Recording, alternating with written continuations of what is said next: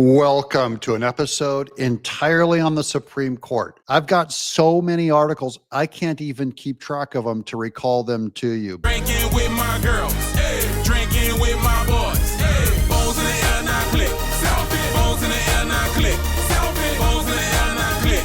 Selfie. Lots of cases, major ones that affect all of us. That's why I like the Supreme Court is, first it happens up there in law, and then it trickles down to us and affects policy, including a lot of Trump, a lot of the ceiling that Trump keeps bouncing off. Welcome to Doug in Exile. Thank you to the Quad Club. Those are the people that watch 4 of my videos a day. I am going to post them just with an experiment of they're going up at all different times a day instead of the usual 2 hours apart, but they will all be posted by midnight. So I'm spreading them out just to see if they get a little more views. That's all. And then if it doesn't work, we go right back to the every 2 hours thing. But thank you guys for watching. We never put an X to a Democrat. That's partially why we are happy patriots. Let's get to it. Trump administration again comes to the Supreme Court seeking large-scale reductions in the federal workforce. This is from yesterday. So because he's cutting the workforce, he's getting pushback with the Democrats' lower courts, in this case, one out of San Francisco, with some kind of a restraining order. And Trump's been winning these in general against the states, including one against Gavin Newsom. The auto pen looms large in this news because it's sitting in the background of all of these Supreme Court cases, all 235 federal judges Biden appointed, including one Supreme Court judge, 45 appeals court judges, 187 district court judges, and 2 Court of Internal Trade judges should be declared unconstitutional due to his mental incompetence. Jill Biden yelling, "Nobody takes away my auto pen." I just wanted to share that tweet with you so you can always be thinking in the background, we don't know what the auto pen could shake out. Obviously, the big ticket item would be to remove Ketanji Brown Jackson, one of Biden's Supreme Court justice picks. Now, here's Mike Davis. These are the 2 differences in how the Supreme Court ruled on 2023. The Supreme Court refused to stop Biden from importing terrorists. That's over here on the left. In 2025, the Supreme Court refused to let Trump expel terrorists. So Mike Davis, who once clerked for Gorsuch, so I have a lot of respect for him, but he's calling them out, is they're incredibly politicized. All right, folks, let's talk about the politicalization of our American court system. It is absolutely just maybe the worst it's ever been. I don't know how I'm going to overcome that purple suit. Charles Payne, is it Easter? I got to say, the confidence in U.S. courts, it's crashed, right? I mean, this is before this current term, and it really started a while back. The trajectory lower and lower, and it's taking an interesting path because if you look at this chart behind me, diagonally straight down, right, under President Obama, straight down under President Biden, actually started to turn up a little bit under Trump's first term. But why is it happening now? Now, remember, Andrew Jackson told us all the rights secured to citizens under the Constitution were worth nothing in a mere bubble except guaranteed to them by an independent and virtuous judiciary. The question these days is, after all of the lawfare run amok during the Biden years, and courts now intervening more than 181 times against the Trump agenda, is whether the judiciary is indeed independent or virtuous. I'm going to say no, it's not. I'll go out on a limb. It certainly isn't independent. We now know that Supreme Court justices are partisan and perhaps by necessity. I don't think of Clarence Thomas or Alito, while they are obviously conservatives of some kind and Republicans of some kind, they don't judge with politics. That's not how a Republican would judge. But the Democrat 3 women, Kagan, Sotomayor, Jackson, they always judge with hardcore politics. So Trump has already voiced an opinion that his next Supreme Court judge is going to be hardcore partisan right. And I think you have to do that to bring balance to the court. You have to have at least 3 partisan right-wing MAGA hacks on board to counter Jackson, Kagan, and Sotomayor, period. The other ones can all stay in the middle and be nonpartisan and non-political. The only solve is to pack the court with our people to negate their political people. That's my opinion on it. If you're a judge and you don't like Trump's policies, that's your right as an American. But you're supposed to strictly apply the law and not play legislature, not play president, and give the president and the Congress the respect due under the Constitution. And the problem that the courts are having now in terms of their public perception is they're acting like politicians.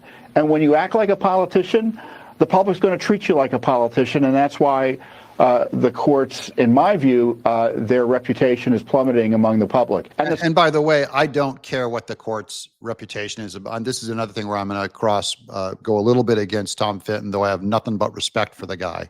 I don't think it matters. If a Supreme Court justice, the last thing he should be thinking is what public opinion is. Even if he acts politically, they should not care. Their job is to not care what the public thinks. That's why they're a lifetime appointment. That's why we don't vote on them. We vote on the president that appoints them. Public opinion does not matter. So we can sit here and say that they're radical, they're crazy, they're wrong. Justice Roberts should be impeached. Clarence Thomas and Sam Alito should both be kings of our country anyways.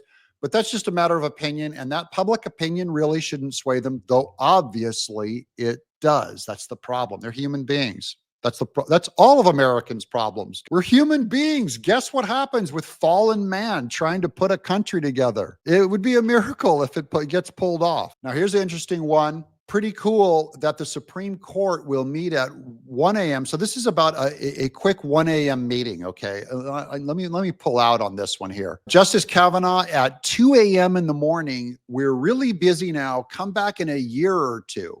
Additional petitions will likely be before the court shortly. And in my view, this court should and presumably will address the AR-15 issue soon in the next term or two. And I don't believe they ended up picking it up this term.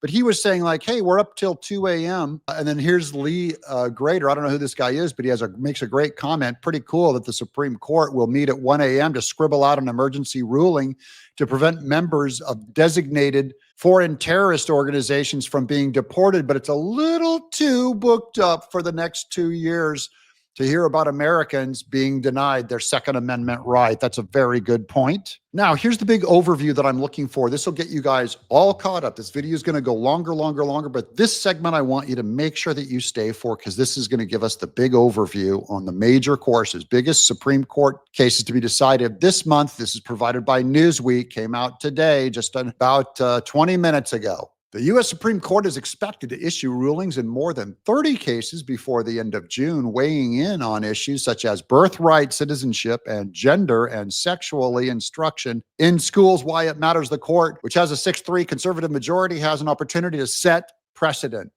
on various issues of national interest as the term comes to a close. There's a beautiful picture of the Supreme Court. Maybe I should use that in my thumbnail. Here's what to know. These are the major ones I'll go over with you. Trump versus CASA, birthright, citizenship, and nationwide injunctions. This is about, do citizens have a birthright citizen? If an illegal gets born here, even though both parents are illegal, do they have a right to stay? This case centers on the legality of President Trump's executive order ending birthright citizenship, impacting children born in the U.S.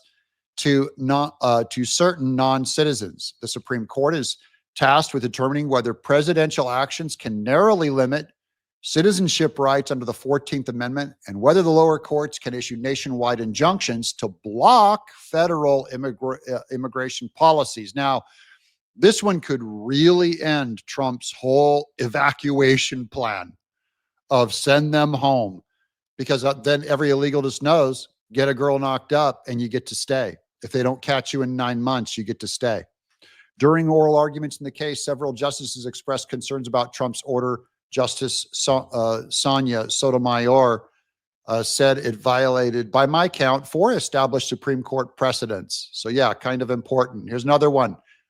Smith & Wesson, this is a Second Amendment issue for my gun people. Smith & Wesson brands versus Estados Unidos Mexicanos, gun makers sued by Mexico. The Supreme Court will decide whether American gun manufacturers, including Smith & Wesson, can be held liable under U.S. law for firearms trafficked into Mexico and used in cartel violence. The case challenges existing liability protections provided by the Protection of Lawful Commerce in Arms Act of 2005. So in 2005, the Democrats tried to go after the gun manufacturers. They always are. And now Mexico's trying it.